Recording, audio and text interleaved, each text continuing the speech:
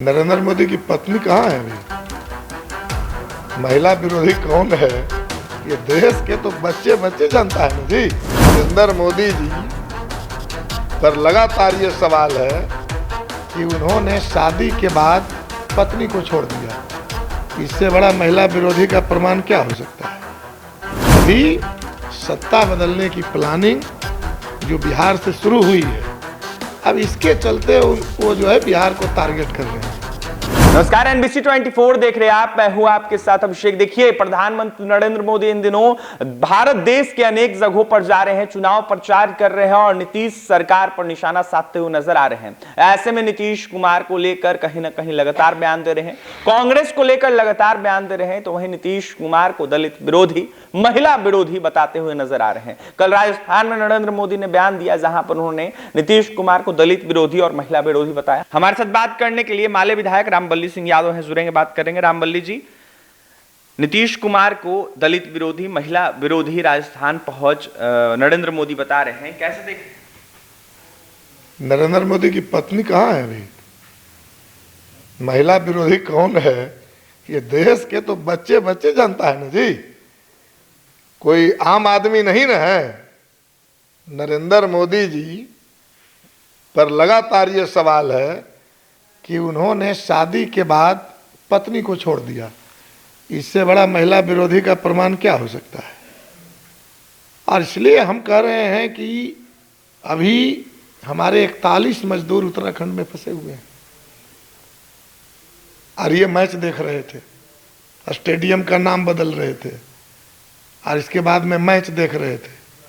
अब पूरा तो पूजा पाठ पर तो भरोसा करते ही हैं, धर्म कर्म पर भरोसा करते हैं, और लोग उनको कह दे रहा है कि तो कुलच्छन आदमी है कि जहाँ गए जो गए, इसके चलते भारत की टीम हार गई।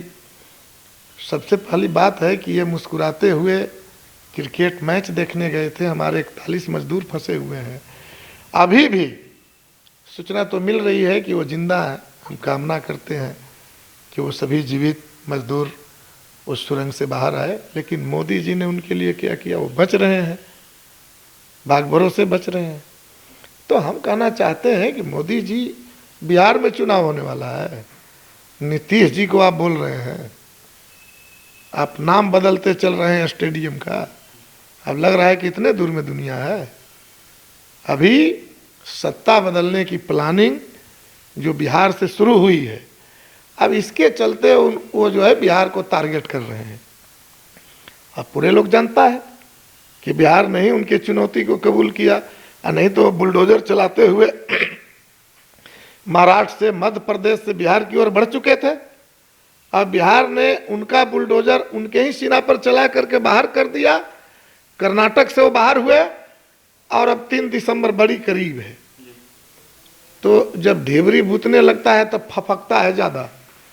तो ये 5 राज्यों का जो रिजल्ट आने वाला है 3 तारीख को, जिन राज्यों से भाजपा को सफाया होना है, तो अब अनाप शनाप बोल रहे हैं।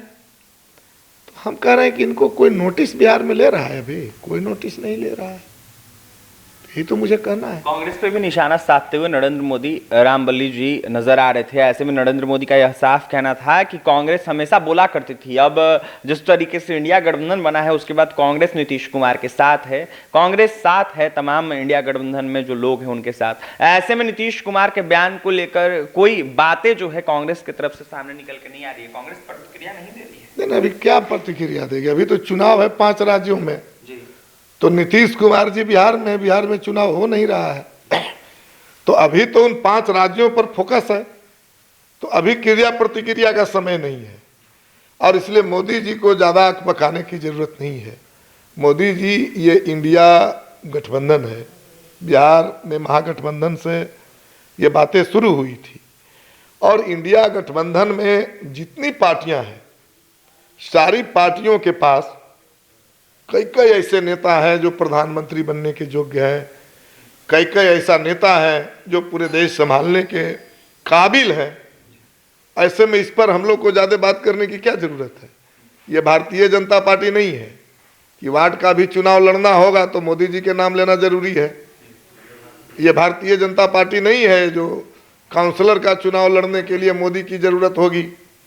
तो इसलिए मोदी जी जो बोल रहे हैं उनको कोई नोटिस नहीं ले रहा है लोग। 3 तारीख का जब रिजल्ट आ जाएगा तो रिजल्ट आने के बाद में मोदी जी की बोलती बंद हो जाएगी, बोलना वो बंद कर देंगे। और इसीलिए हम लोग नोटिस नहीं ले रहे हैं कि अभी वो बोल रहे हैं, बोलने दीजिए।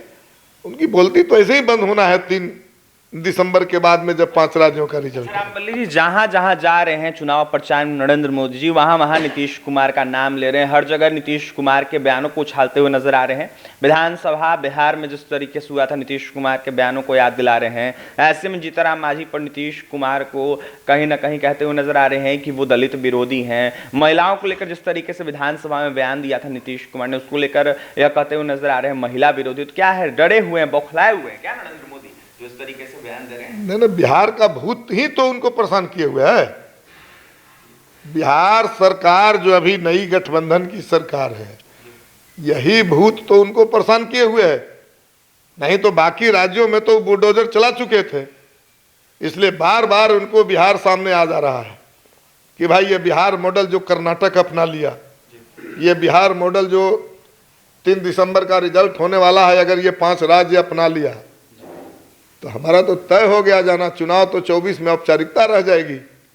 और इसलिए इनको बार बार डर सता रहा है बिहार का। तो बिहार के नेताओं को, बिहार के सरकार को वो बार बार टारगेट कर रहे हैं। तो हम कहना चाहते हैं कि नीतीश कुमार जी ने कह रहे हैं कि महिला का क्या कहा उन्होंने, और उन्होंने जरूर जिस शब्दों का उन्होंने चयन किया जिससे परेशानी हुई लोगों को, तो इसके जगह पर दूसरे शब्दों का भी इस्तेमाल किया जा सकता था। लेकिन हम कह रहे हैं कि बिहार सरकार ही ये दरिया दिल है जो कम से कम विधानसभा में पत्रकारों के सामने उन्होंने कहा कि भाई अगर किन्हीं को हमारी बातों से असुविधा हुई है तो हम खेद प्रकट करते हैं, माफ़ी मांगते हैं। इससे बड़ा दिल और क्या हो सकता है? क्या मोदी जी ने कभी देश के लोगों से माफ़ी मांगा है? उन्होंने कहा था कि 15-15 लाख रुपया हम सारे लोगों को खाता में डलवा देंगे जो विदेश में पैसा जमा है, और उसके नाम पे इन्होंने नोटबंदी किया था। नोटबंदी में जो किसान, मजदूर, व्यवसायी जो परेशान हुए और मिला कुछ नहीं, क्या इसके लिए मोदी जी ने देश से माफी मांगा? क्या जिस तरह से बिना सिंह पैर का उन्होंने लॉकडाउन लगा दिया, जिसके चलते हजारों मजदूरों को लंबी सफर तय करके घर आना पड़ा, बर्बाद हो गए लोग। जिस तरह से भय के माहौल में लंबे समय तक पूरा हिंदुस्तान किसी तरह जीवित रहा, क्या इसके लिए मोदी जी ने माफी मांगा? नहीं मांगा। अभी भी 3 कृषि कानून लाया था उन्होंने और पूरे देश के खेती को अंबानी के हवाले कर देना चाहा। आंदोलन हुआ, मोदी जी नाक रगड़े आंदोलनकारियों के सामने और 3 कृषि कानून वापस ले लिए। उसके साथ इन्होंने कहा था कि हम कमेटी बनाएंगे और एमएसपी जो है उसको हम लोग तय करेंगे C2 + 50%, और जो एमएसपी है कानूनी दर्जा दिलाएंगे इनको। जहां जहां बाजार समितियां समाप्त हो गई है फिर उसे हम पुनर्स्थापित करेंगे। लेकिन आज तक इन्होंने नहीं किया। क्या इसके लिए देश के किसानों से इन्होंने माफी मांगा? तो हम कह रहे हैं कि बिहार जो है लोकतंत्र की जननी है। लोकतंत्र में जब बड़े काम आप कर रहे हैं तो छोटी मोटी गलतियां हो जा सकती है। देश में जो जातीय गणना हुआ 1931 के बाद पहली बार वो बिहार में हुआ।